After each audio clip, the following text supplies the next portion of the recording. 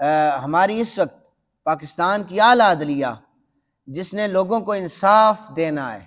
منصف اس set پر بیٹھ کر ایک شخص قرآن پاک کی آیات کی غلط تشریحات کر رہا ہے، اور ہمارے کم فہم رکھنے والے مسلمان کہہ رہے ہیں ٹھیک ہی تو کہہ رہا ہے۔ اور میں آپ کو یہ بتاؤں، جمعہ پڑھایا ہم نے، اور محترم اعلیٰ حضرت قاضی صاحب دامت برکاتہم کے حوالے سے ہم نے بیان کیا ہے، تو ایک گروہ تو باقاعدہ طور پر یہ کہہ رہا ہے کہ اوہو آپ نے تو فلاں کو خوش کر دیا ہے۔ میں نے کہا ان کی عقل پر مت ماری گئی ہے کہ ہم نے کبھی بھی اس منبر پر کسی سیاسی جماعت کی کوئی تعریف نہیں کی، ہم انہیں کچھ سمجھتے ہی نہیں ہیں۔ اس لیے الحمدللہ، لیکن جو بات قرآن اور حدیث کے مخالف کسی بھی پارٹی سے سامنے آئے گی تو وہ اس منبر سے کبھی بھی یہ سمجھیں کہ ان کی طرفداری کی جائے گی، کسی کی طرفداری نہیں ہوگی، سرزنش کی جائے گی۔ دیکھیں قاضی صاحب دامت برکاتہم العالیہ نے آیت پڑھی ہے اِنَّا نَحْنُ نَزَّلْنَا الذِّکْرَ وَإِنَّا لَهُ لَحَافِظُونَ، کہ دیکھو قرآن پاک کی حفاظت کا ذمہ تو اللہ نے لیا ہے، مسلمانوں کو چاہیے کہ قادیانی غلط تعریف کرتے ہیں تو کرتے رہے، ذمہ تو اللہ نے لیا حفاظت کا۔ یاد رکھیں کہ جب اللہ تعالیٰ نے جو حفاظت کے ذمہ لیا ہوئے نا،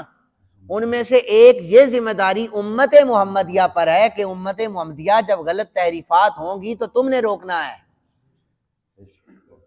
اور پھر یہ تو بنی اسرائیل والی بات ہو گئی نا، حضرت موسیٰ نے اپنی امت سے کہا آؤ جہاد کرتے ہیں، کہتے تم جانو اور تمہارا خدا جانے۔ تو پھر ہم ابھی یہ کہہ دیں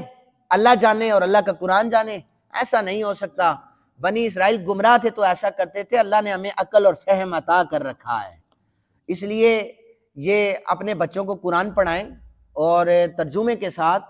ہمارے پاس بھیجیں انہیں، ہم انہیں تفسیر پڑھائیں تاکہ انہیں پتہ چلے کہ قرآن پاک کی اصل جو تشریحات ہیں، تفسیر ہے، وہ کیسے کی جاتی ہے، اس کا ترجمہ کیسے ہے۔ تو یہ بنی اسرائیل کے علماء کا طریقہ تھا، من پسند قسم کی آیات نکال کر سامنے رکھتے تھے۔ تو اللہ تعالیٰ نے امت محمدیہ کو یہ اعزاز دیا ہے کہ قیامت تک امت محمدیہ کے سینوں میں قرآن حکیم محفوظ ہے۔ میں یہ واقعہ پہلے بھی کئی دفعہ سنا چکا ہوں، جب ہلاکو خان نے ظلم اور بربریت کی ایک داستان رقم کی تھی تو اس وقت اس نے مسلمانوں کے گھروں سے نسخے نکال کر جلائے تھے، اور اس نے کہا تھا کہ ابھی بھی مجھے بتاؤ اگر کسی زخمی مسلمان پڑے ہوئے تھے، وہ ہزاروں نہیں لاکھوں کی تعداد میں تھے، اس نے کہا تھا کہ زخمی مسلمانوں ابھی بھی تمہارے پاس وقت ہے، مجھے یہ بتاؤ کہ اگر کسی کے گھر میں قرآن کا کوئی نسخہ کاغذ پر لکھا ہوا پڑا ہے مجھے بتاؤ، میں اسے بھی جلاؤں، اگر تمہارے گھر سے بعد میں نکل آیا تو میں تمہیں مزید سزا دوں گا۔ تو وہاں پر 13 سال کا ایک بچہ کھڑا ہو گیا تھا، کہہ رہا تھا کہ ہلاکو خان تم الماریوں میں رکھے ہوئے نسخوں کو تو جلا سکتے ہو، جو ہمارے سینوں میں الف لام میم سے والناس تک محفوظ ہے، اسے کون جلائے گا، اسے کون نکالے گا؟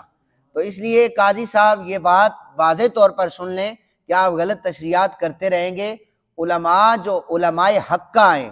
جن کا کسی سیاسی جماعت کے ساتھ الحمدللہ کوئی تعلق نہیں ہے،